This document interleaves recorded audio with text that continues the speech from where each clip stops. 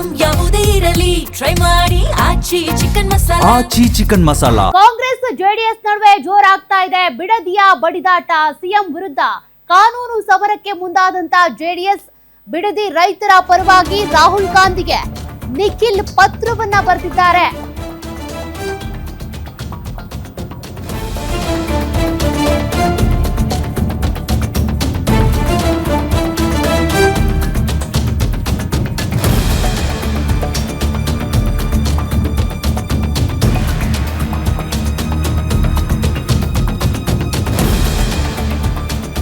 ರಾಹುಲ್ ಗಾಂಧಿಗೆ ನಿಖಿಲ್ ಪತ್ರವನ್ನ ಬರೆದಿದ್ದಾರೆ. ಇತ್ತೀಚೆಗೆ ನೀವು ಅಂಡಮಾನ್ಗೆ ಹೋಗಿ ವಿಡಿಯೋ ಮಾಡಿದ್ರಿ, ಅಲ್ಲಿ ಸಾಕಷ್ಟು ಪರಿಸರ ಚೆನ್ನಾಗಿದೆ, ಹಸಿರು ಉಳಿಸಿ ಅಂತ ಕೂಡ ನೀವು ಕರೆ ಕೊಟ್ಟಿದ್ರಿ.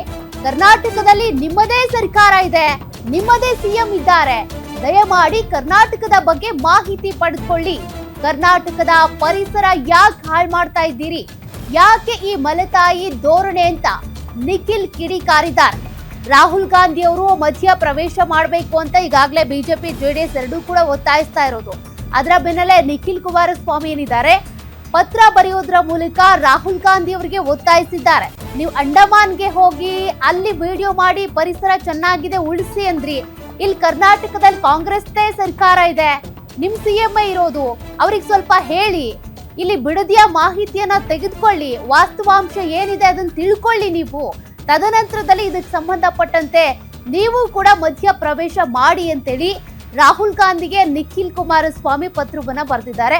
ಆ ಪತ್ರವನ್ನ ನೀವು ಗಮನಿಸ್ತಾ ಇದ್ದೀರಿ. ಬಿಡದಿ ಟೌನ್ಶಿಪ್ ವಿವಾದ ಯಾವ ರೀತಿಯಾಗಿ ತಾರಕಕ್ಕೇರ್ತಾ ಇದೆ. ಪ್ರತಿನಿತ್ಯವೂ ಕೂಡ ಜೆಡಿಎಸ್ ಬಿಜೆಪಿ ಏನಿದೆ ಈ ಟೌನ್ಶಿಪ್ ಆಗೋದಕ್ಕೆ ಬಿಡಲ್ಲ ಅಂತಿದ್ದಾರೆ. ಮತ್ತೊಂದ್ ಕಡೆ ಡಿ.ಕೆ. ಶಿವಕುಮಾರ್ ಟೌನ್ಶಿಪ್ ಮಾಡೇ ಮಾಡ್ತೀನಿ ಅಂತ ಹೇಳ್ತಿದ್ದಾರೆ. ಸದ್ಯ ಈಗ ನಿಖಿಲ್ ಕುಮಾರಸ್ವಾಮಿ ಫೀಲ್ಡಿಗೆ ಇಳಿದಿದ್ದು ರೈತರ ಜೊತೆಗೆ ಕೂತ್ಕೊಂಡು ಪ್ರತಿಭಟನೆಯನ್ನು ಕೂಡ ಮಾಡಿದ್ರು. ಅದರ ಬೆನ್ನಲ್ಲೇ ಈಗ ನಿಖಿಲ್ ಕುಮಾರಸ್ವಾಮಿ ರಾಹುಲ್ ಗಾಂಧಿ ಅವರಿಗೆ ಪತ್ರ ಬರೆಯೋದ್ರ ಮೂಲಕ ನೀವು ಮಧ್ಯ ಪ್ರವೇಶ ಮಾಡಿ ಅಂತ ಹೇಳಿದ್ದಾರೆ.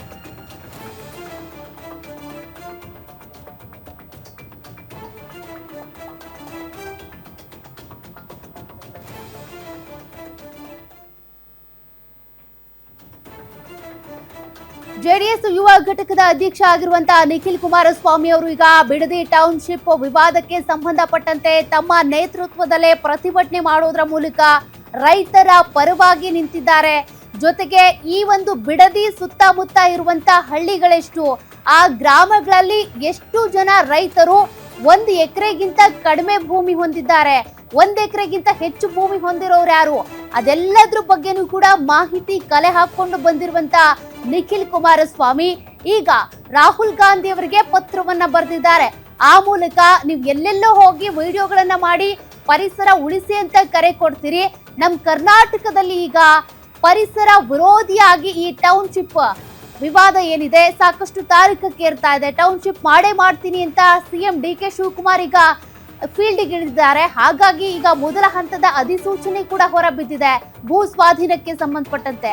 ನೀವಿಲ್ಲಿ ಮಧ್ಯ ಪ್ರವೇಶ ಮಾಡಿ ಅಂತ ನಿಖಿಲ್ ಪತ್ರವನ್ನ ಬರೆದಿರೋದು.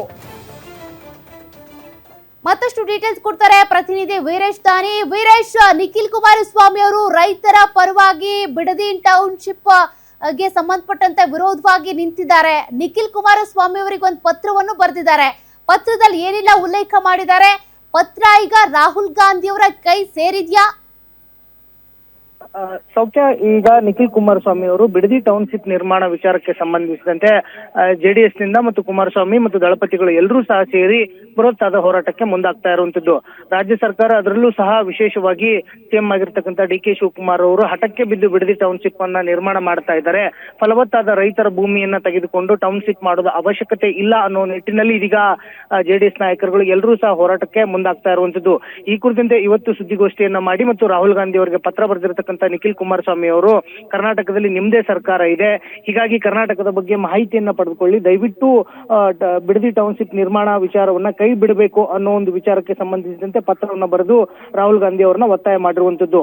ಈಗಾಗಲೇ ಬಿಡದಿ ಟೌನ್ಶಿಪ್ ವಿಚಾರಕ್ಕೆ ಸಂಬಂಧಿಸಿದಂತೆ ಕುಮಾರಸ್ವಾಮಿ ಅವರು ಮತ್ತು ಸಿಎಂ ಡಿ.ಕೆ. ಶಿವಕುಮಾರ್ ಅವರ ಮಧ್ಯೆ ವಾಕ್ಸಮರ ಶುರುವಾಗಿರುವಂತದ್ದು. ಇದರ ಮಧ್ಯೆ ಇದೀಗ ನಿಖಿಲ್ ಕುಮಾರಸ್ವಾಮಿ ಅವರು ರಾಹುಲ್ ಗಾಂಧಿಗೆ ಪತ್ರವನ್ನ ಬರೆದು ಈ ಯೋಜನೆಯನ್ನ ಕೈ ಬಿಡುವಂತೆ ಮನವಿ ಮಾಡಿದ್ದಾರೆ. ಈ ಪತ್ರ ಇವತ್ತಷ್ಟೇ ರವಾನೆ ಆಗಿರೋ ಹಿನ್ನೆಲೆಯಲ್ಲಿ ರಾಹುಲ್ ಗಾಂಧಿ ಅವರಿಂದ ರಾಹುಲ್ ಗಾಂಧಿ ಅವರಿಗೆ ಇನ್ನೂ ಕೈ ಸೇರಿಲ್ಲ. ಹೀಗಾಗಿ ರಾಹುಲ್ ಗಾಂಧಿ ಮತ್ತು ಕಾಂಗ್ರೆಸ್ ಹೈಕಮಾಂಡ್ ನಾಯಕರುಗಳು ನಿಖಿಲ್ ಕುಮಾರಸ್ವಾಮಿ ಅವರ ಪತ್ರ ತಲುಪಿದ ನಂತರ ಯಾವ ರೀತಿಯಾದಂತಹ ಪ್ರತಿಕ್ರಿಯೆಯನ್ನು ಕೊಡ್ತಾರೆ ಅನ್ನೋದನ್ನ ಕಾದು ನೋಡ್ಬೇಕಾಗಿರುವಂತದ್ದು. ಸೌಖ್ಯ. Okay, thank you Veeresh ಡೀಟೇಲ್ಸ್ಗೆ.